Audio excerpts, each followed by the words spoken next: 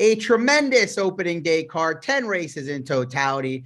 Keeneland, the fall meet is upon us, and it's headlined by the grade one $500,000 Darley Alcibiades with a spot in the Breeders Cup Juvenile Fillies on the line. I'm joined by TwinSpires analyst James Scully to break down a very competitive rendition of the Alcibiades. James, so many ways to go in this event for two-year-old fillies. Yeah, just really no real standout, obviously 7-2 morning on favorite. And like you said, I mean, I could make a case for 5 or 6 of these fillies in this 14 horse field. Without question. So many ways to go. We'll use our saying from our colleague, Joe Christofek. If you get it right, you're going to get paid. Let's start, though, with the 7-2 morning line. Favorite number 9, Fun and Feisty, comes back pretty quickly after an easy win from off the pace, going 2 turns for the first time in the Pocahontas for trainer Kenny McPeak. Giving her a big chance? Giving her a big chance. I thought that was a brilliant performance. That, you know, her speed rating came back lower, but she utilized one-run dead closer tactics from the back of the pack, couldn't control the pace. But this move she made to circle rivals on the far turn and draw off, I thought was really a progressive advancing move of a classy filly. It's interesting. Fun and Feisty utilized more of a stalking tactics when breaking her maiden at 6 furlongs, and then she goes last to first, or nearly last to first last time in a 12 horse field. So really, I think her position in the early stages might be key to her chances. If she could stay a little closer, I think that improves it, because it can be difficult to navigate your way through 10 or more rivals in that short Keeneland stretch of the mile 16 distance. Yeah, hard not to be impressed with that effort from way out of it under Julian Le Peru at 6-1 in what was a wide open Pocahontas. Will be a challenge to avoid regression off just less than a month layoff, but certainly one of the major players in here. Another major player is a horse that'll try 2 turns for the first time. That's number 1, Wonder Wheel, a pair of efforts, winning efforts at Churchill Downs this spring, and then came back with a runner-up effort in the grade 1 Spinaway. Yeah, and I mean, I thought Leave No Trace ran a good race to sort of turn her back. I thought Wonder Wheel had a good shot in mid-stretch to perhaps catch her or win. And while she came up a little bit short that day, it wasn't a bad effort, I didn't think. I thought she really beat some soft rivals in her first 2 starts, did it the right way. Running second at that grade 1 level, there's nothing to be ashamed about at all. You think Tyler Gaffleone's aggressive on the stretch out from the inside? Probably doesn't have much of a choice, right? Yeah, exactly. Yeah, he can't afford to get shuffled back. He probably won't be on the lead, but he wants to be sitting like right there in that tier, the pack right behind the leaders. Well, those are the likely 2 favorites, at least based on the morning line. You would assume both would take plenty of support. But James, you're going to swing a little bit for the fences in here with a guy that's won this race a couple of times recently in Brad Cox. He sends out a price option in 12-1 Chop, who will try the main track for the first time. Yeah, Chop's by freshman sire City of Light. He doesn't have like the runners that justify or Bolt de Oro, but was 11 for 38 with 3 stakes winners and another grade 3 runner-up, getting runners. That you see the Giants Causeway, 2 turf starts. You think she's the turf filly. Fact of the matter is, her dame's a half sister to Rail Trip, multiple grade 1 winner on dirt. This is a female family of Met Mile and Belmont winner Palace Malice and a whole bunch of dirt horses. No good turf horses in this female family. And Brad Cox likes to run these horses sometimes on turf, going a mile or longer, or either in the summer or fall of their 2-year-old season. He did it with Monomoy Girl. She ran in a maiden and allowance before switching to the dirt to win a stakes. There's no comparison to be made yet, but Chop, I think, was always destined for the main track. And the thing I really like about her first 2 starts, you can watch her debut at Ellis. Didn't beat much there, but she breaks so sharply from the gate, Scott. She breaks a couple lengths on top. She comes back last time at Kentucky Downs. Granted, that race was in a bog, but she broke sharply that day. I thought she gained a ton of experience and grit, pulling out a prevailing by a nose that day in tough conditions. And now she goes to the main track, gets Joel Rosario. I really like her work tab. I think she has 2 sharp 5 furlong works in preparation, and I think she's going to break well from the inside post. Now, I think she'll drop back and be sitting in either that second or third tier right behind the leaders, but she's not going to have to navigate all the way through traffic from the back of the pack. She's got some tactical foot, and like I said, she's bred for the main track. I like Chop from post 2 with Joel Rosario.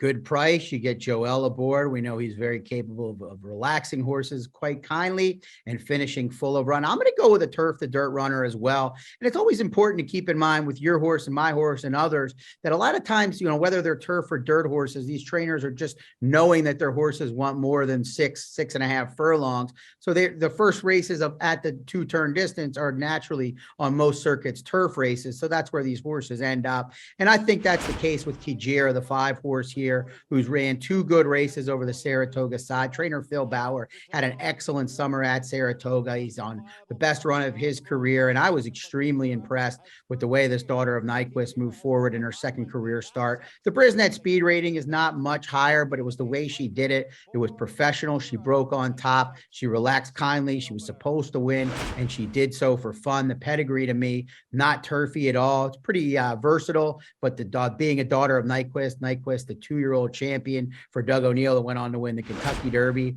And I think she's another horse that should be able to find a nice spot, a little bit off the early pace setters. And I think at 5-1, she's got a significant chance here to go Turf the Dirt and get a victory in her first start against winners.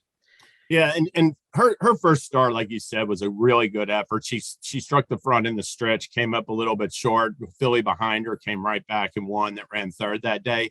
I was dubious last time because she just got bet off the board in a 10-horse field. She's sitting there around even money, and boy, I was wrong. I mean, she progressed big time. I mean, she couldn't have been more spectacular. I thought you hit all the key points. She makes that transition to the main track, which she's very apt to possibly do. Yeah, she looks like a possible player in here based on those 2 efforts. I know another horse you're interested in is number 10, Kaling, a horse that also exits the spinaway like Wonder Wheel. Yeah, and I think Kaling's going to show speed from post 10 with John Velasquez.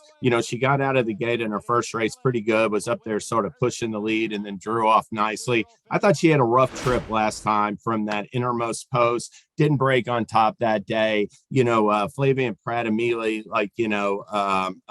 stayed right and held his spot that day. And while she ran third, I thought that was another race. It's a good educational experience after having everything your own way in the first race. And I think from the outside, with a little bit of quickness to her, she's going to be hustled and is definitely a candidate to continue to show more in her second stakes appearance. Any concern about the pedigree being a little sprinty, especially on the dam side? Yeah, well, I mean, definitely next year, that's not the kind of pedigree you want to see moving forward. But sometimes with these 2-year-olds, it's just more of a matter of class at a mile and a 16th. And, I just think that she's continued to train well for Pletcher. And if she gets the trip, she's going to be right there at the wire. 6-1 on the morning line for this daughter of Practical Joke, $220,000 Keeneland September 2021 sale. I'll just throw a couple of other ones out very quickly before we wrap up here. Number 4, Raging Sea. I've got mixed feelings about this daughter of Curlin. Always surprising to see a Chad Brown runner go off at nearly 7-1 on debut at Saratoga, but I thought this one ran a quality effort, winning by just a neck, and definitely on both sides of the pedigree has every reason to move forward with the route of ground. And then a bomb, James, number 14, Boss Lady Bailey, a $550,000 daughter of Connect. Won a gutsy effort against Fun and Feisty on debut at Ellis Park, going to 7 furlongs. And I thought ran better than looks in the Pocahontas when she didn't get out of the gates all that well, got the dirt kicked in her face for the first time. But I thought it was a good learning experience, and she galloped out really well, probably a little bit better than that 4th place effort suggests.